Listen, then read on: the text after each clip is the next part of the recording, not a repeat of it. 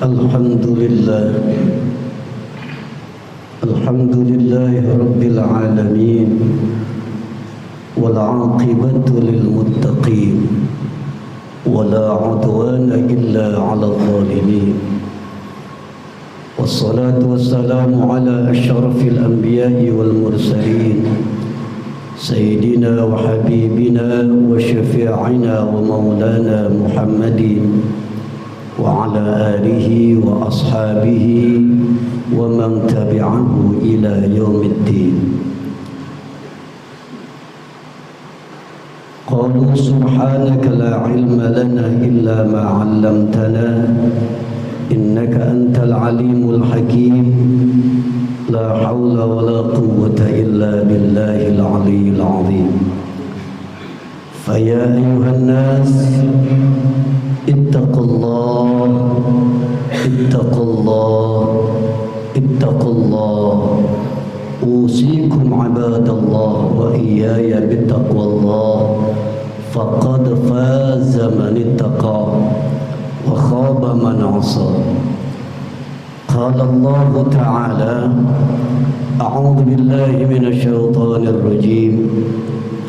Ya ayyuhalladzina amanu ittaqullaha wal tanzur nafsum ma qaddamat lighad wattaqullaha innallaha khabirum bima ta'malun. Sadaqallahul aliyyul azim wa balagha rasuluhun nabiyyul habibul karim walhamdulillahi rabbil alamin.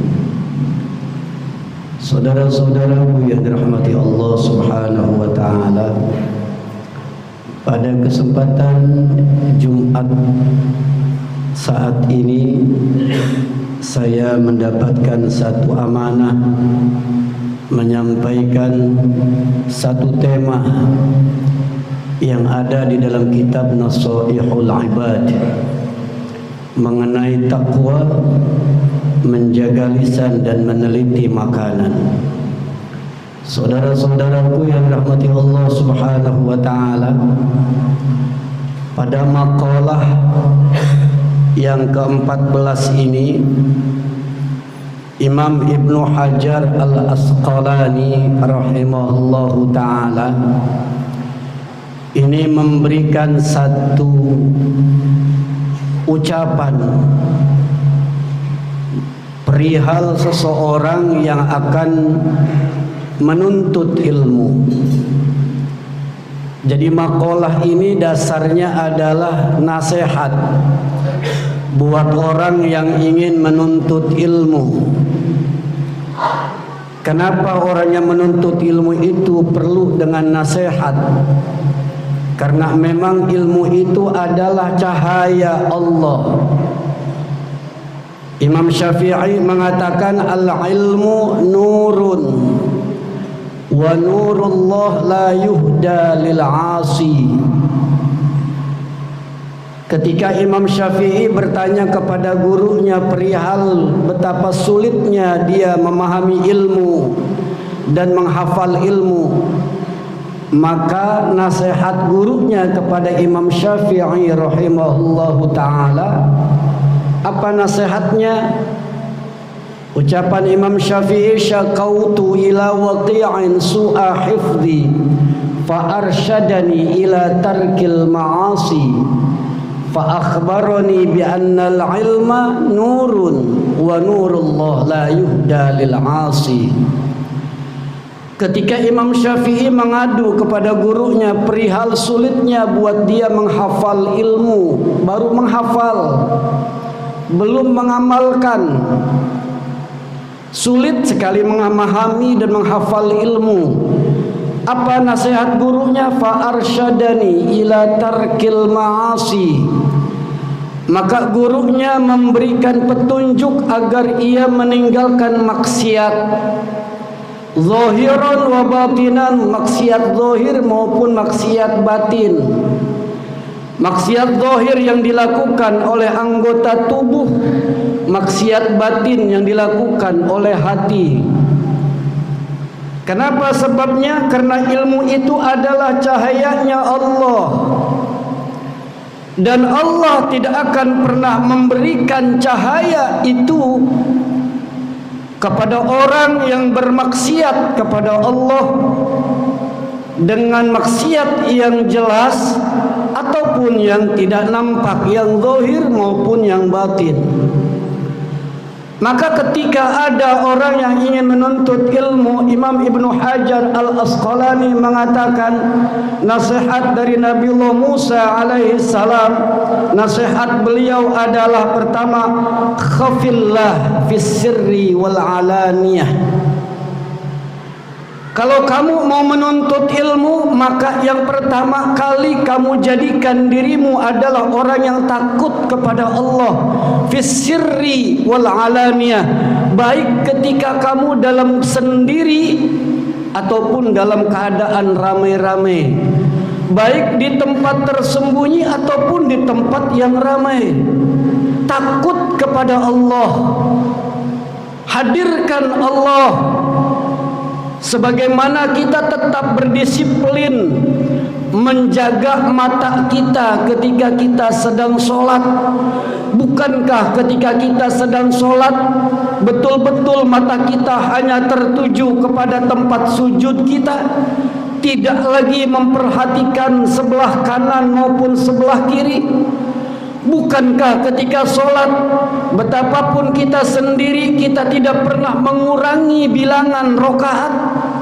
Bukankah ketika kita sholat, jangankan ramai-ramai menjadi makmum berjamaah, ketika kita sholat sendiri pun juga tetap kita membaca suratul Fatihah? Maka lakukan itu. Ketika kita ingin melaksanakan, mengambil ilmu, menuntut ilmu, takut kepada Allah. Baik ketika kita dalam tempat yang sepi ataupun dalam tempat yang ramai. Karena sesungguhnya ilmu itu bukan untuk mencari kegagahan, kewibawaan, kehormatan dan kemuliaan, tapi semata-mata ilmu itu adalah menumbuhkan rasa khauf dan khusyah kita kepada Allah. Maka itu Hujjatul Islam Al-Imam Al-Ghazali, Abdul Hamid Muhammad bin Muhammad Al-Ghazali At-Tusi mengatakan, ghayatul ilmi makhafatullah. Puncaknya ilmu itu seberapa tinggi takutnya kepada Allah Subhanahu wa ta'ala. Bukan titel yang menunjukkan kehebatan ilmu, bukan kedudukan yang menunjukkan kehebatan ilmu seseorang, tapi sejauh mana dia menjadi seorang abdi Allah, seorang hamba Allah yang takut kepada Allah ketika sunyi ataupun ramai. Kemudian Imam Ghazali memberikan nasihat lagi dalam makalah tersebut. Apa nasihat yang kedua? Wa amsik lisanak anil khalqi la tadhkuruhum illa khairan. Jaga lisan, jangan suka menggibah. Maka itu syaratnya menjadi mukmin yang kafah adalah orang yang mampu menjaga lisan. Di antara ajaran ulama-ulama ahli tasawuf yang pertama kali adalah tarkul kalam. Jangan banyak bicara. Kasratul kalam tumitul qalba. Banyak ngomong itu akan mematikan hati. Banyak ngomong akan memancing pelakunya kepada arah sombong. Banyak omong akan memancing pelakunya kepada dusta. Banyak omong akan memancing pelakunya kepada gibah, fitnah dan hal-hal buruk yang lainnya. Maka banyak bicara dapat mematikan hati. Amsik lisanak, jaga lisanmu anil khalqi, dari makhluk. Jangan bicarakan aib mereka. Jangankan kepada yang masih hidup, yang sudah wafat saja kita dilarang membicarakan aib-aibnya. Enggak boleh. Nabi amat sangat mengajarkan kita untuk betul-betul menjaga aib. Jangankan aib orang lain, aib sendiri saja tidak boleh dibuka kepada orang lain, apalagi membuka aib orang lain. Jangankan yang masih hidup, yang sudah wafat saja tidak boleh disebut kekurangan-kekurangannya. Apa kata Nabi? Udhkuru hasanati mautakum. Sebut-sebutlah kebaikan-kebaikan orang-orang yang sudah wafat. Orang yang sudah wafat, dia tidak lagi mengalami kehidupan di dunia, tidak lagi dapat bersosialisasi dengan halayak umum sekarang ini. Namun demikian, keburukannya tidak boleh disebut-sebut, kehormatannya tetap dijaga.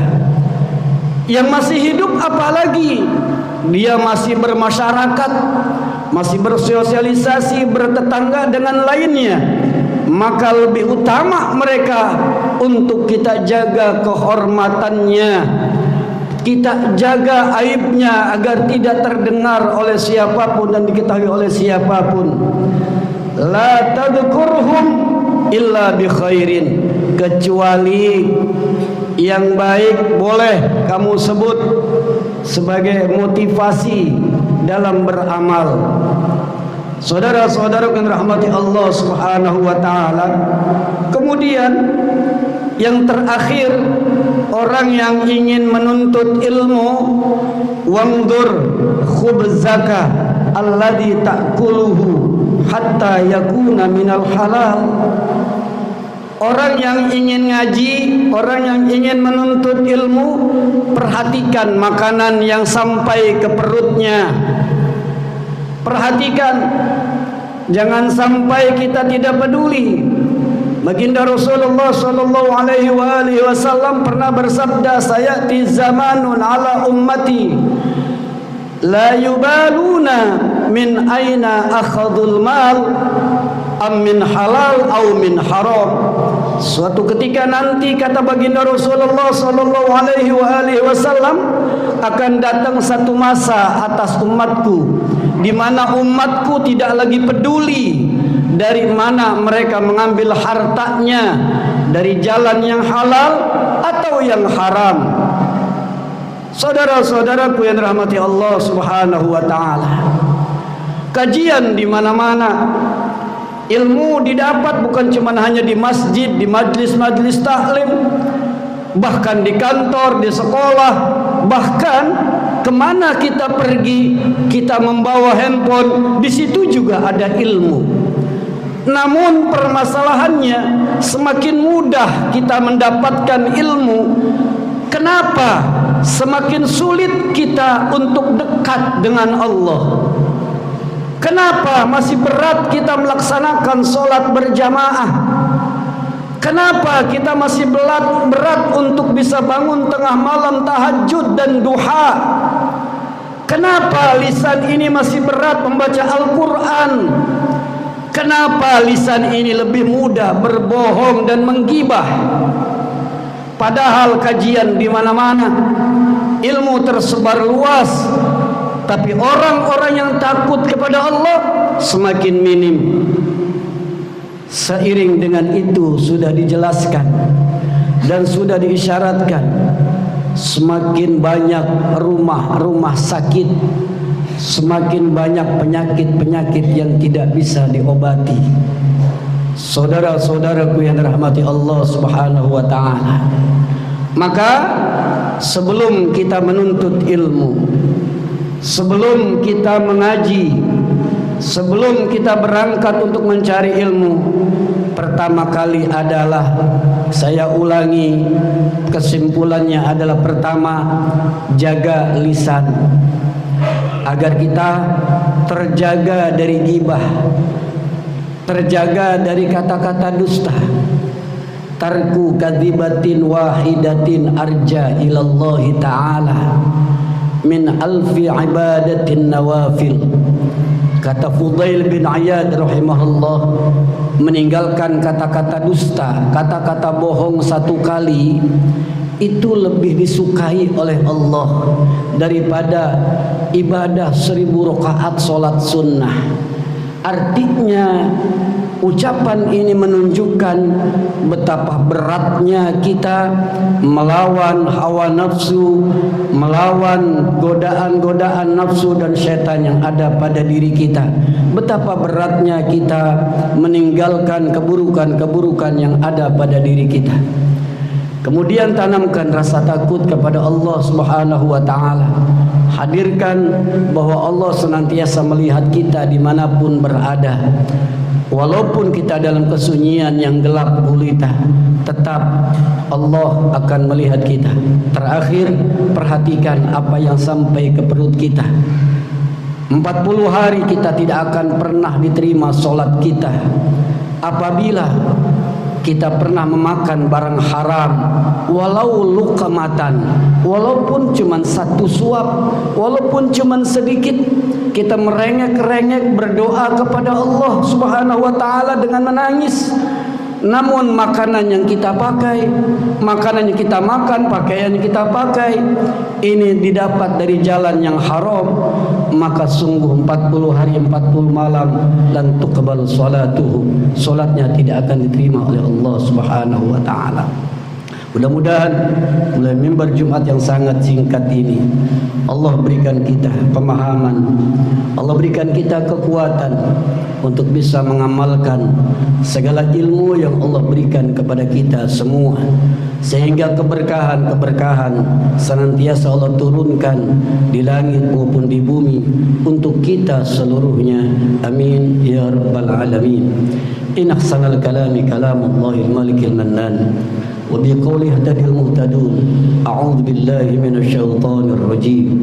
Bismillahirrahmanirrahim. Wal 'ashr innal insana lafi khusr illa alladhina amanu wa 'amilus salihati wa tawassaw bil haqqi wa tawassaw bis sabr. Barakallahu wa bil Qur'anil Karim wa nafa'ani wa iyyakum bima fihi minal ayati wa dzikril hakim wa taqabbala minni wa minkum tilawatahu innahu huwal ghafurur rahim.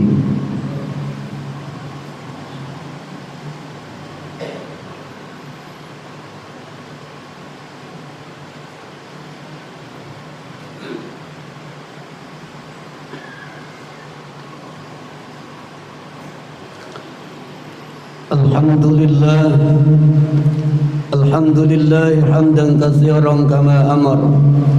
Asyhadu an la ilaha illallah wahdahu la syarika lah, irghaman liman jahada bihi wa kafar. Wa asyhadu anna sayyidana Muhammadan abduhu wa rasuluhu sayyidul khalaiqi wal bashar. Allahumma salli wa sallim wa barik ala sayyidina Muhammad wa ala alihi wa ashabihi ajma'in. Amma ba'd, fa ya ayyuhan nas ittaqullaha waf'alul khairat wajtanibu 'anis sayyi'at. Innallaha wa malaikatahu yusalluna 'alan nabi ya ayyuhalladzina amanu sallu 'alaihi wa sallimu taslima. Allahumma salli wa sallim wa barik ala sayyidina Muhammad wa ala alihi wa ashabihi ajma'in wa ala tabi'in wa ala tabi'at tabi'in wa man tabi'ahum bi ihsanin ila yaumiddin. Waradallahumma 'anna wa 'anhum bi rahmatika ya arhamar rahimin. Allahumma ighfir lil mu'minina wal mu'minat wal muslimina wal muslimat al ahya'i minhum wal amwat innaka sami'un qaribun mujibud da'wat. Allahumma ighfir ummata sayyidina Muhammad, Allahumma arham ummata sayyidina Muhammad, Allahumma aslih ummata sayyidina Muhammad, Allahumma ansur ummata sayyidina Muhammad, Allahumma khudhul man khadhala al-muslimin wa ahlikil kafarata wal yahudiyyin wa dammir a'da'aka a'da' ad-din. Rabbana atina fid dunya hasanah wa fil akhirati hasanah wa qina 'adzaban nar. Ibadallah, إن الله يأمركم بالعدل والإحسان وإيتاء ذي القربى واليتامى والبغي يعظكم لعلكم تذكرون فاذكركم واشكروا على نعمه يزدكم وذكركم لذكر الله أكبر. قيموا الصلاة.